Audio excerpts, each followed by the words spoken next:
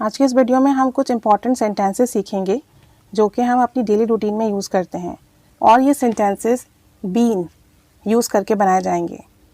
ये sentences present perfect के passive voice हैं, यानी अगर आप प्रेजेंट परफेक्ट का पैसिव वॉइस यूज़ करते हैं तब ये सेंटेंसेस आप यूज़ करेंगे।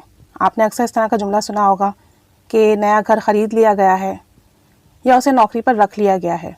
अब इस जुमले में घर ख़रीदने वाला मौजूद नहीं है, घर पर हमारी इंपॉर्टेंस है, घर की अहमियत है कि घर ख़रीद लिया गया है।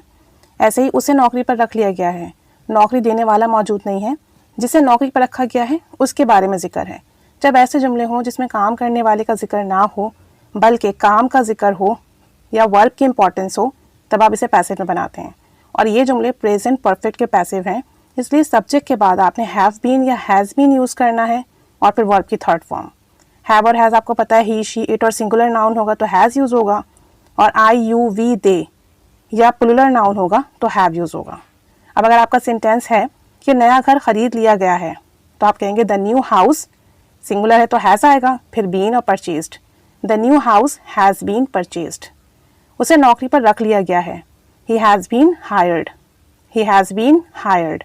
या ये भी कह सकते हैं he has been given a job, he has been given a job. इस लड़के को जवाब दे दिया गया है, he has been answered, he has been answered। ठीक है, आंसर की थर्ड फॉर्म आंसर्ड यूज़ करेंगे। इसी तरीके से एक और जुमला देखें, बिरयानी पकाई जा चुकी है, यानी इसमें पकाने वाले का जिक्र नहीं है, बिरयानी पर फोकस है। बिरयानी पकाई जा चुकी है, biryani has been cooked, biryani has been cooked. मुझे बताया जा चुका है, अब बताने वाला मौजूद नहीं है, मुझे बताया जा चुका है, I have been told, tell की third form told, I have been told. अक्सर ये जुमला तो आप बहुत बोलते हैं कि डॉक्टर से टाइम ले लिया गया है, डॉक्टर से टाइम ले लिया गया है, an appointment has been taken with the doctor, an appointment has been taken with the doctor. तुमसे एक दरख्वास्त की गई है, तुमसे एक दरख्वास्त की गई है, a request has been made to you, a request has been made to you. दरख्वास्त करने वाला नहीं है, रिक्वेस्ट करने वाला नहीं है, a request has been made to you. अगर क्वेश्चन बनाना हो तो हैज़ और हैव को स्टार्ट में ले आएँ। जैसे मैं कहूँ कि क्या तुम्हें नहीं बताया गया, have you not been told, have you not been told, क्या तुम्हें बताया गया है, have you been told, have you been told. Has और हैव के बाद नॉट लगा दें अगर नेगेटिव बनाए तो।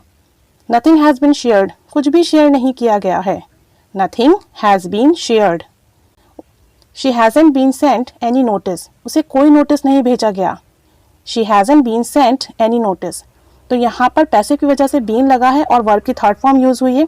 इन सेंटेंसेस में काम करने वाला मौजूद नहीं है, फोकस हमारा ऑब्जेक्ट पर है या वर्ब पर है, तो तब आप इस तरह के जुमले बनाएंगे। अब इस सेंटेंस की इंग्लिश आप बनाइए कि उसे इन्फॉर्म कर दिया गया है, उसे इन्फॉर्म कर दिया गया है। प्रैक्टिस कीजिए, ज़्यादा से ज़्यादा सेंटेंसेस बनाइए। Keep staying with us, thanks for watching.